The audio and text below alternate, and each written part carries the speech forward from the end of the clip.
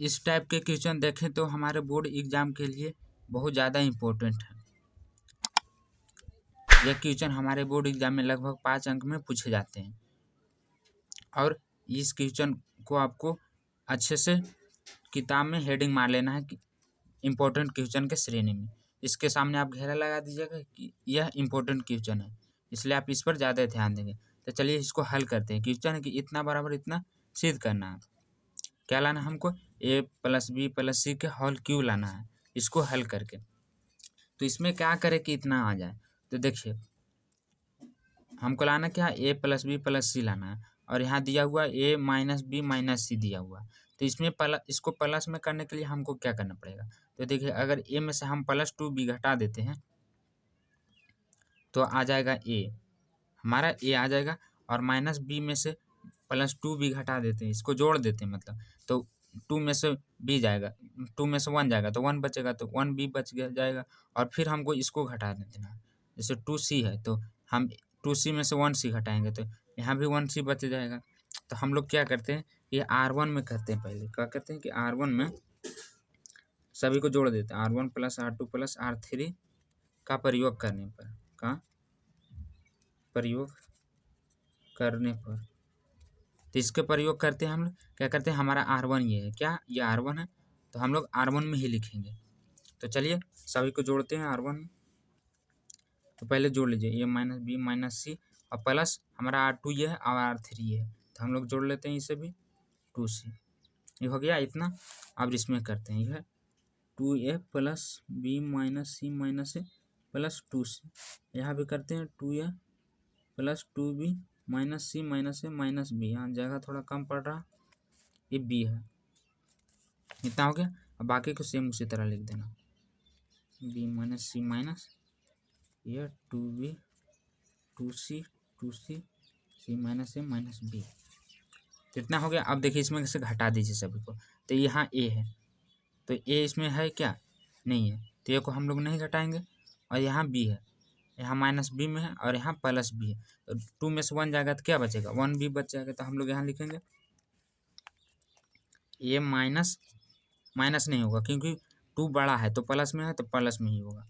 जो बड़ा रहता है हम उसका लिखते हैं। यहाँ -c है और +2c, तो यहाँ भी बड़ा तो यहाँ भी c होगा और इसी तरह यहाँ भी होगा। देखिए 2a और ये में से जाता है, a बचा यहाँ और यहाँ b है, यहाँ b सिर्फ एक ही था, हम एक ही लिख देंगे। और यहाँ c है माइनस में, यहाँ +2 है तो बड़ा है तो यहाँ हो जाएगा c। इसी तरह यहाँ भी करेंगे। तो यहाँ भी है 2a है और एक a यहाँ है तो इसको भी घटा देते हैं। तो ये हो गया, ये 2b है और एक यहाँ भी है तो यहाँ भी b हो जाएगा। और फिर -c है, -c कैसे होगा? यहाँ +c होना चाहिए। देख लेते हैं एक बार, 2a 2b, देखिए यहाँ प्लस, क्योंकि हम लोग जोड़ रहे हैं ना, ये हम R3 को जोड़ते, इसको जोड़ना जोड़ होगा यहाँ पे। इतना आ गया। अब बाकी को उसी तरह लिख देना, 2b 2c b - c - a 2c 2b c - b। इतना है। अब क्या करते हैं कि R1 में से a + b + c कॉमन ले लेते हैं, क्योंकि हमको लाना क्या है, यहाँ लाना है a + b + c। तो अब हम यहाँ पे लिखेंगे कि R1 में से a + b + c कॉमन ले लेते हैं। तो उसको बाहर लिखिए, यहाँ पे लिखते हैं a + b + c। तो क्या बच गया है, इसमें सभी में से निकाल लिए हम a + b + c, तो क्या बच जाएगा? 1 1 1 बच जाएगा सभी जगह। अब बाकी को सेम उसी तरह लिख देना, 2 यहाँ 2c c - a - b। इतना आ गया। अब क्या करते हैं, देखिए अगर आप इसे भी प्रसारण करेंगे तो आंसर आ जाएगा, लेकिन ये बहुत लॉन्ग हो जाएगा। इसलिए हम क्या करते हैं कि 0 लाने की कोशिश करते हैं, क्योंकि 0 ला देंगे तो हल करने में आसानी हो जाएगा।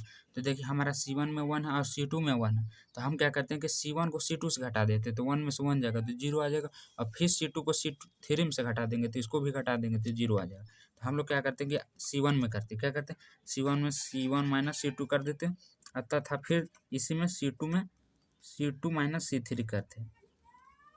करने पर तो चलिए करते हैं, घटा के देखते हैं 0 आता है कि नहीं। ये हो गया इतना।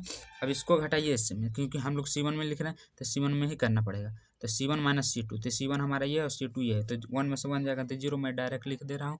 और यहाँ 2 भी है, यहाँ B है, तो यहाँ घटाएंगे तो क्या हो जाएगा, देखिए हम लोग घटा रहे हैं, तो जब यहाँ माइनस देंगे तो इसके साथ इसको गुना करेंगे तो ई प्लस भी हो जाएगा और ई साथ साथ ई भी प्लस में हो जाएगा, बाकी यहाँ माइनस रह जाएगा। तो 2B में से B जाएगा तो क्या बचेगा, B बचेगा, लेकिन माइनस सभी में गुना होगा तो यहाँ सबको प्लस कर देगा, तो हम लोग यहाँ प्लस लिखेंगे। आइए 2C में से 2C जाएगा तो ये भी तो 0 हो जाएगा। अब देखिए फिर C2 में भी हमको करना, क्या करना कि C2 माइनस C3 करना, तो यहाँ 1 है और यहाँ 0 है, तो इसको भी हम लोग घटाएंगे तो 0 आ जाएगा, तो हम लोग यहाँ 0 लिखेंगे। और फिर यहाँ भी माइनस C है और यहाँ फिर माइनस 2 भी घटाना है, तो हम घटाएंगे तो क्या आ जाएगा, यहाँ हम बीच में माइनस करेंगे तो माइनस 2 भी है, तो यहाँ 1 भी है, यहाँ 2 भी, तो ये भी माइनस में आ जाएगा, तो आ जाएगा यहाँ पर क्या माइनस C यहाँ माइनस B आ जाएगा। तो हम लोग क्या करते हैं कि माइनस को कॉमन ले लेते हैं ताकि सभी प्लस में आ जाए, क्योंकि यहाँ सभी में माइनस लगा हुआ था, हम लोग माइनस से कॉमन ले लेते हैं, तो ये कॉमन हो गया B plus C plus A। अब इसको सेम उसी तरह लिख देना 2B 2C C minus A minus B, इतना आ गया हमारा। अब क्या करते हैं कि जिस रो या कॉलम में जीरो की संख्या अधिक रहती है हम उसके अनुदिश प्रसारण करते हैं तो आंसर जल्दी चल आता है। तो हम लोग देखिए इसमें है ना R1 में जीरो की संख्या अधिक है, तो हम लोग R1 के अनुदिश प्रसारण कर देते हैं। तो यहाँ आपको लिखना पड़ेगा कि R1 के अनुदिश प्रसारण करने पर तो चलिए इसको प्रसारण करते हैं। यहाँ लिखेंगे A plus B plus C।